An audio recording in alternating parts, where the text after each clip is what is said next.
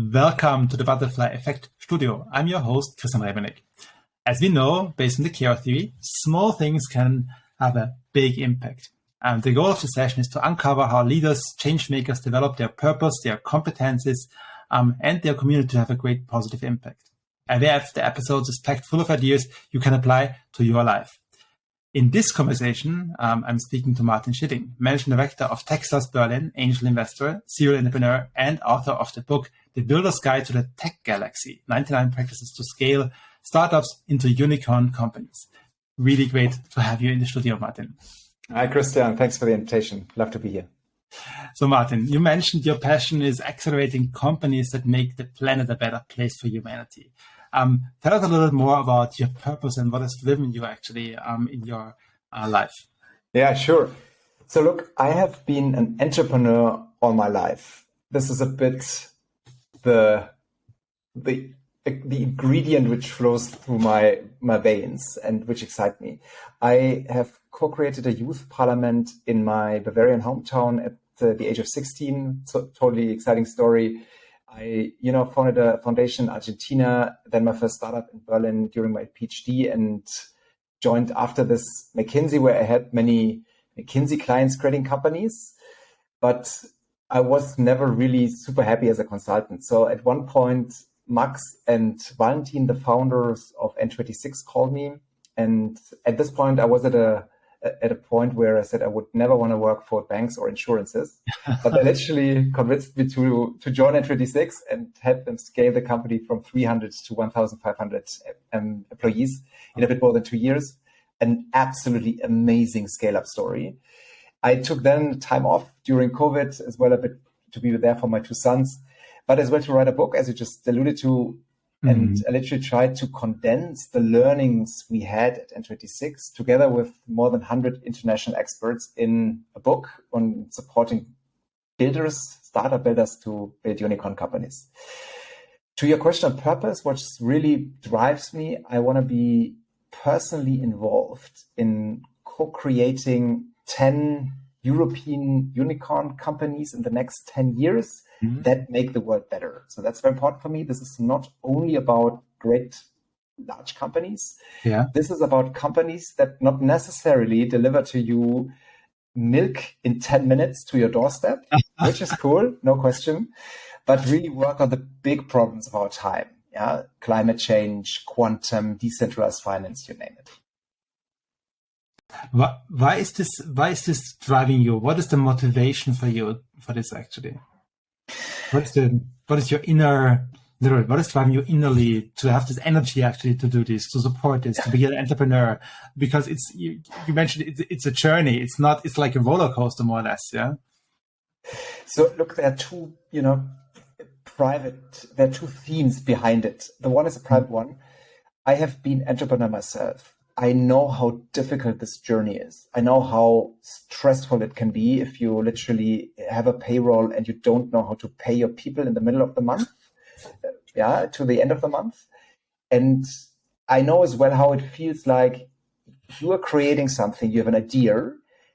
Everybody at the beginning says, hey, what is this? I don't believe this. I don't believe you at all. And then suddenly, if it works, everybody jumps on the train, That's why I'm very sympathetic and have deep respect and appreciation to everyone who engages in a builder's journey, building a company, because these are the pioneers of our time. These are the people who put their professional lives at stake, whereas many of us others, I include myself currently in this, have a relatively secure job with relatively well pay.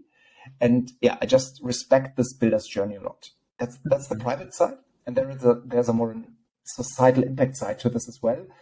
I believe that tech entrepreneurs in Europe have the potential to build more than 10 million additional jobs in the next 10 years. There are many studies on this.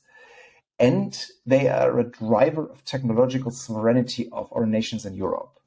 We are still too dependent on, in particular, US infrastructure. When you think about payments, walk in a supermarket, 95% of the transactions go via the Visa and MasterCard network.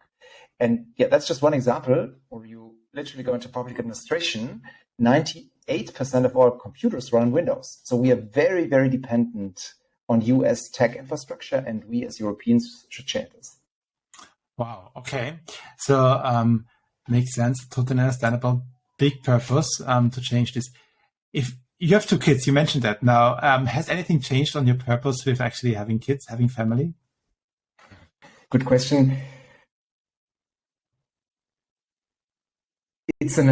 I always thought about family and professional life as 2 things, Okay. with 2 different purposes. Of course, having 2 boys and a wonderful Argentinian artist wife is something amazing. And I'm even more committed to create a world of equal opportunities after having family. I just believe this will be an important topic on many dimensions, be it employment, being, a really inclusive world. These are topics which now matter even more to me after having family. Yeah, totally relate to that. I think my purpose has also developed over time, actually. So if you're thinking back, and you managed so many different challenges, what have been the skills eventually? You mentioned, Ray, you have an entrepreneur from your beginning of your life, literally, but what have been the skills, the competence which helped you actually the most in your journey? Have they changed eventually as well? When I reflect on this, I see 3 key competencies and maybe a bonus topic. Yeah. So the first is what really helped me and is helping me now is the ability to create clear direction for organizations. Yeah, the so-called North Star. I've seen this working brilliantly. I've seen it working not very well. There is nothing more powerful if you literally wake up the team you're working with, particularly your leaders, in the middle of the night, and they can all tell you the same direction to walk. So, so for example, here at Techstars, really good. We have a new CEO, Maëlle Gavé, and she put forward our objective and our North Star. We want to build the best and largest pre-seed investor in the world with more than 5,000 investments and a tier 1 IRR, internal rate of return. That's a really clear and great North Star. Or, when you think about Elon Musk is very good at this. Yeah. Humanity as a multiplanetary species is really a strong North Star. Many people criticize him for many things. I understand, but his ability to think big and having this strong North Star is something totally amazing. I think that's 1. 2, aspirational goals, setting aspirational goals. This impossible is nothing mindset. This is something really, really impactful. So you should not settle for, rather I under promise and over deliver. That's something is typically done here in Europe, but rather say, hey, no, I am trying with my team to make the impossible possible, the unreal real. And I've seen this happening so often that then teams really get into their potential. If this is, of course, structured carefully, there are things you need to put in place. So, think about, the moonshot speech is a very kind of stretched example, but a good one. 61, John F. Kennedy said, we want to put a man on the moon at the end of the decade, and the US did it. Everybody thought this is totally impossible, and they did it. That's just one of these things. And many entrepreneurs we're working with do this. And then the third skill, learn it all, not know it all. I think this is a particular important skill. The things we learn in university early in our lives matter less and less. It is more about constantly reinventing yourself and keeping the courage and the ability to jump into the deep end in different waters. Yeah, so, for example, when I look back at my life, I try to do this often. So when you found a company, I found it as well as many others of a company, this is always a jump into the deep end. Or I then joined McKinsey relatively late, with 6 years as well, a jump in the deep end. Then I totally switched position from a consultant to an executive. And at one point I led 800 people, a very different type of skills that you need there. Now I'm currently an investor. That is well another change. So these kind of constant jumps into different waters just keep you, I think, alive to a certain degree professionally, and of course make you learn.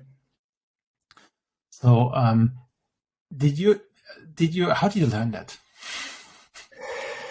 So when did you figure out that this is actually for you important, this North Star? Did you, when you graduate from school, do you already know where you want to go? Or how do you start learning that? So it's a very good question. I consider myself as some kind of misfit, as many others, in particular in the startup ecosystem do. So misfit in the sense, I sensed that there wasn't a good existing path. So I needed to craft my own path. Mm-hmm. And when I talk about, in particular with, graduates, people who are literally just embarking on their careers, and they have the impression, hey, there is this, I could go to consultancy, I could join a scale up, I could literally do a PhD. I'm not sure. I don't feel nothing is really made for me. That's a typical syndrome for a potential founder, where you then literally you should craft your own path.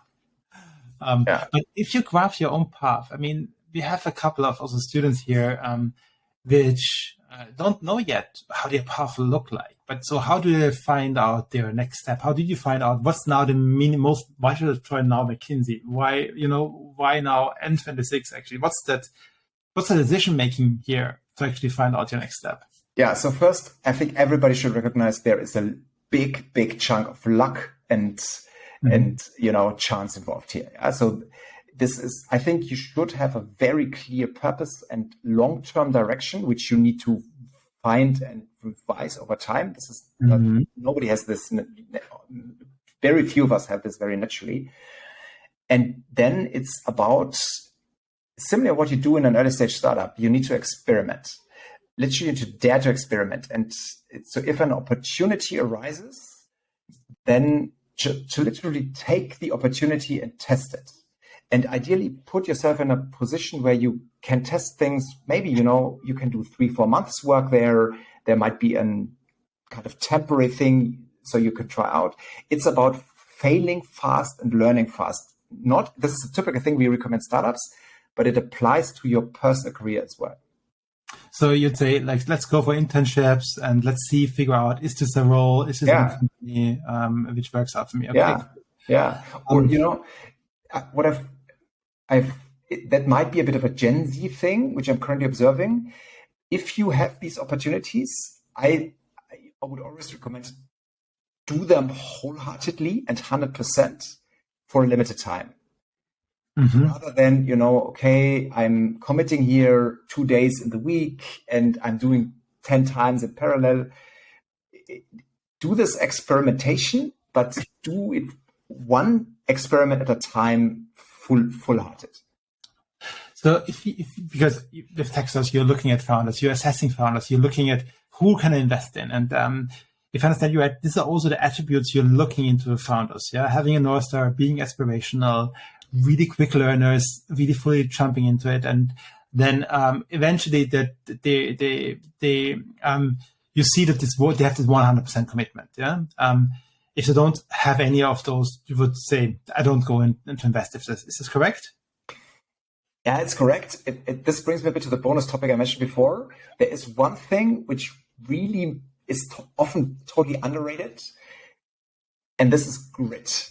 This is this difficult to translate word, which stands for stamina, perseverance, literally the ability, if you get punched in the face, you stand up and try again. Every no you receive makes you stronger. Yeah, so how do you test that? How do you find out if somebody has grit, actually? Yes, that's actually very difficult. It's very difficult to test, but if you ask someone, what's the most courageous thing in your life you've ever done? Yeah. And then someone tells you, hey, look, I have run an Ironman, or, I have, founded this strange company in Madagascar until very weird circumstances. You see it partly from the CV. Okay. Yeah. Or if you ask someone, what's your plan B? And then you get an answer, yeah, if it doesn't work, then I join a consultancy. That's a typical answer for someone who has not a lot of grit. That's a very interesting one. So, and how do you learn grit?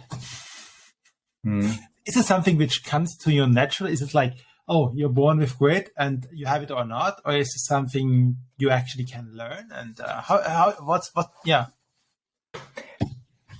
So I think actually there's very, very little skills at all, which are literally born with. I think the vast majority of skills it is about training and training hard, do this 10,000 hours. So, this is really good news. I think almost everyone can do everything if you are committed enough. One thing which matters for developing grit is this concept, which psychologists call self-efficacy, the belief that you can achieve your goals. I think this is how you can nurture it. You need to put yourself in situations where possibly the goals are at the beginning not the very, very big moonshots, but things you can actually achieve. But if you set yourself on a path, then really don't give up. It's a mindset you can nurture, and it's I've seen this over and over again. If people try to imagine a new future, Steve Jobs was the most famous one, but there are many founders who can actually do this. So literally you think about the future and there is a very clear picture which you have in your mind and you totally believe it. You will be able to influence reality around you to literally bend to your vision. Famous reality distortion field. Reality distortion field, yeah. There is some negative connotation around the person of Steve Jobs of this, but there's some, and this needs to be done carefully with values, and it can be done over the top, but that's a very powerful force. Yeah. No, I think it's something. The self-efficacy is a very important, competence to have, really, and it's something I think if you want to solve challenges, there is always resistance with any change, transformation. So it's something which is very, very important. Yeah. And we talked about children. This is something as well which connects to education. You should, I learned, praise effort, not talent. So if you tell a child, hey, you are so intelligent, or you're so beautiful, this is usually not the right thing to do. You should praise effort. Hey, you have now the whole hour trained math, or you have taken the whole hour to paint this picture. It's so great that you do this, that you stay on top of it. And this requirement on this appreciation for effort and dedication and commitment. So this is true for children. Is this also true for grown-ups and for companies? Should they praise effort or results? Because there is always discussion, with OKRs also coming up, You want to have, it's nice that you have tried hard, but at the end there is no result. So how would you see that? Yeah, it's a good question. It's a very good question. So I would see this differently in companies with adults and with children, because that's just, the world is a bit different. Of course, results matter, but this connects a bit to the discussions we have around OKRs in tech companies, right? Objectives and key results. You want to bake in very ambitious goals, but allow failure. So it's not only about results. It is as well about, your willingness to commit to high level and ambitious goals and do everything possible you can to achieve them. If you then only achieved 70%, it's still okay. So it's really about this 100% commitment. You are in, or actually you're the wrong person. Yeah. Amazing. So if you're looking at if you're looking at your career eventually, and who has helped you the most actually in your career? What are the biggest supporters? What was the most important people actually to go through this roller coaster? Because I think they're not just challenges, but have you done it alone, or was it a support network, or how was this? So what helped me most was to get into several tier 1 networks. So my personal story is I don't come from a family from a very privileged family. So we had certainly enough money that that my parents could pay for some extra education.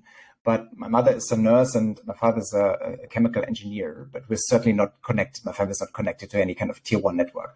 And I had the opportunity during my studies in literally year 2 to join the Foundation of German Business. That's a network, a scholarship, literally, meanwhile, a couple of thousand people, even globally, sponsored by the German business, but in a very broad sense, who want to foster an entrepreneurship in with a dedication to society, literally. So that was my first network which I entered, which was provided me with pivotal connections. Then I studied at the London School of Economics. That was another network which I could at one point. McKinsey was, of course, a global network and is a global network. I'm a member of a network which is called Tönnisteiner Kreis. Techstars provides a global network. So these kind of networks, these were pivotal for me and my career. And I would, I'm always recommending to try to join these kind of networks. Mm-hmm. And how have they helped you? What was like the help from the networks? It's like individual, it was like regular sessions. How was this working? Working and literally partying and getting to know people with high aspirations. Okay. So that's probably the single most important thing. So where I then suddenly saw here is a group of people who's as well really come back to grit, working hard, with high expectations and aspirations, and as well we come back to purpose, with thoughts around how we make literally together the world better. And this inspired me in changing mindset and developing these mindsets we just talked about.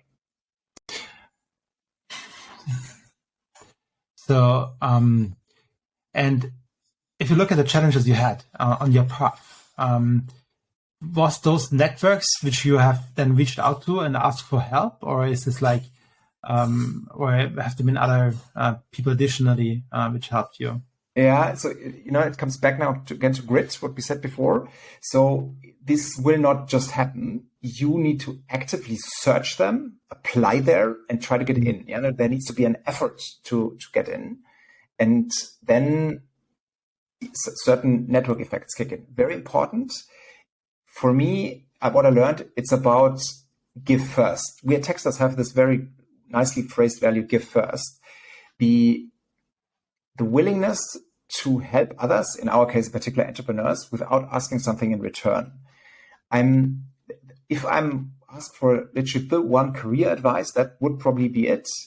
Give first. So try to hand out as many favors, professional favors as you can, without directly asking something in return. So I'm seeing this from time to time that people wait too much. What is in for me? Okay, you ask me to recommend you, or you ask me for an introduction, you ask me for information. Why should I do this for you? Why, for my book, for example, it's very interesting to see majority of people responded and say, of course, I give you an interview, it's a great thing. You will mention me a bit, but should I give this because it's an ecosystem project? But some others literally said, yeah, why? What is in for me? And if you do this, really give first, you are building up reputation capital on which you can draw at some point. Because of course, if you ask at one point, one of these persons who you did a favor for a favor, they will return it. But the key is, it's about really not, I give you a favor and you give me something back. I give you something unconditionally first. Amazing. Thank you so much. I think this is really important. I think helping others without expecting, but actually eventually, like a black swan phenomenon, eventually this can become a really big opportunity. And so who would be your role model, actually? I don't have many role models, actually, but one which I would probably pick is Arnold Schwarzenegger. You're from Austria, so it's some of your countryman. Arnold Schwarzenegger inspires me, not only because he was born very close to I'm coming from a small Bavarian city or town, and he was born close there, but he has reinvented himself several times, and he's a brilliant example of grit. Yeah, so this man became one of the most famous bodybuilder in the world. You can only do this if you really have grit to train, yeah? Then he reinvented himself as actor. Then he became investor, literally doing real estate deals in the US. And then he reinvented himself as politician, becoming the governor of California. At one point, there was even a discussion of changing the US Constitution so that he could be elected president. Yeah, so this is, and when I look at his post and what he's doing, he seems to have a strong purpose as well, and it's a very values-driven person. Yeah, I think he also changed advanced his North Star from that direction. I think, as you mentioned, it must be very as very aspirational. I can do it. I want to achieve that. Very clear on where to go. And totally understand. Yes, great that you mentioned it again, Christian. So he combined. Why did he achieve this? Probably because he combined this impossible is nothing attitude. There is this boy from an Austrian village, totally unknown, becoming one of the most known Hollywood actors. This is really a big step. But he envisioned this. He wanted this. At the beginning, everybody laughed at him, but he believed it. And he worked literally his ass off to get it done. He did. But not for everybody of us. It's like the journey. So just write the next big step. There are failures, especially for startups. And we know also many startups actually fail. And this is a frustration. So if you set yourself high goals, you sometimes fail. You mentioned you need to stand up again. But what's kind of, how can you keep going? How do you deal with frustration? What's your way of dealing with frustration? This is a very important conversation. I'm having this quite a lot with founders, as well with founders who failed and who then partly tell me in private, hey, I'm actually feeling ashamed. I stepped down from, my public appearance at LinkedIn because I failed. And the nice message is it has become totally normal and totally accepted in Middle Europe and Western Europe to fail and to try again. In the US, it has been for decades the case. It becomes more and more a very, normal thing that you do things and then you fail and then you literally make it better the next time. So to really, in these moments of failure, I know people who then literally go to a break, go to Thailand, do some retreats there or so, recover and then do the next thing. So I think the key is first to see it as, in particular, entrepreneurship as a sequence of experiments. The nature of experiments is that they fail, and you must not take this personal. You just rather react fast, change things, and try it again. And if it totally fails, you run out of money, and this is really kind of an obvious failure. To recognize it, and in particular think about your mental health, and then literally try it again. So you talk quickly about mental health, but you mentioned it like how do you take care of your mental health? Because it's an issue in today's society, I think, overall. And I think it's even maybe bigger if the more successful you are. Yeah, that's a very important topic. We had 3 burnouts on our last Techstars program. I feel personally responsible for this. We haven't taken care enough on mental health. 1 was on our team, 2 on the founder side. I personally had a burnout myself as well at one point at McKinsey. And there are a couple of things what you can do. So first, you need to take care of physical health, taking care of your body, sleeping enough, sport enough, eating healthy enough. If you don't do these things in a very regular and careful way, that is really critical. That's literally the basis. Mm-hmm. 2, we talked here, and you talk a lot about purpose. If you find something which is close to your purpose, it's a very good way of staying mentally healthy, because you can answer the question why I'm doing what I'm doing. That's certainly another really critical thing.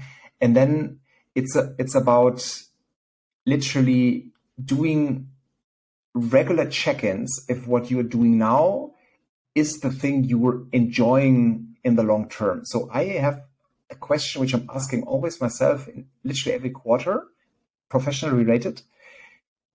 If 10 is the best job in the world and 1 is I quit tomorrow, where do I stand now? And if the answer is too long 5 or lower, I need to change something significantly.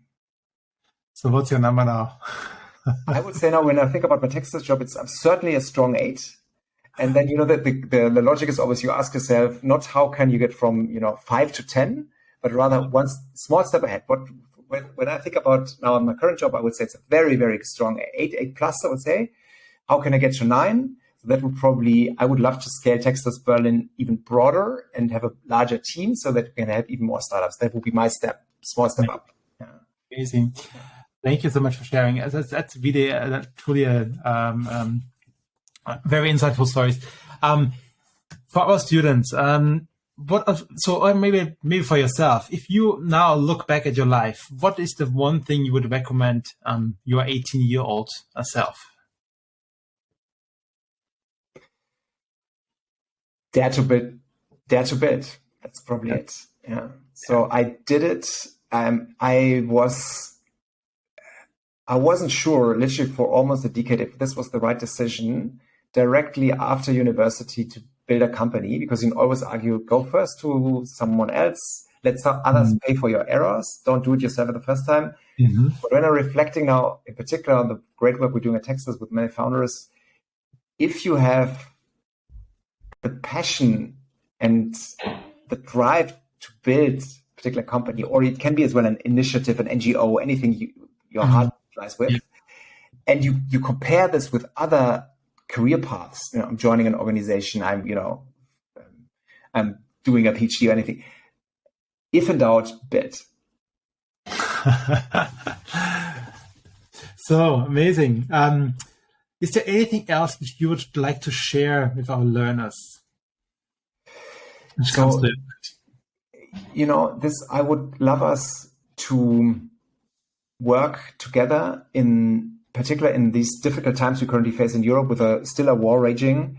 I would love us to work in particular together as Europeans in building and scaling up the European tech ecosystem. I think this is a big theme we together need to take to the next level. I'm very hopeful for this decade. I'm seeing this even these days. We had in our teams and have people from the Ukraine, people from Russia. I see this builder's mindset as a mindset which unifies us across countries, across origin, across age, across education levels. This is something which unites us, and I would just love us all as Europeans work even more together to build an amazing European tech ecosystem. Thank you so much, Martin. Thank you very much for joining in. This was a great favor for myself. Yeah, I really enjoyed the discussion, thank you. Thanks, Christian, for inviting me. Big pleasure.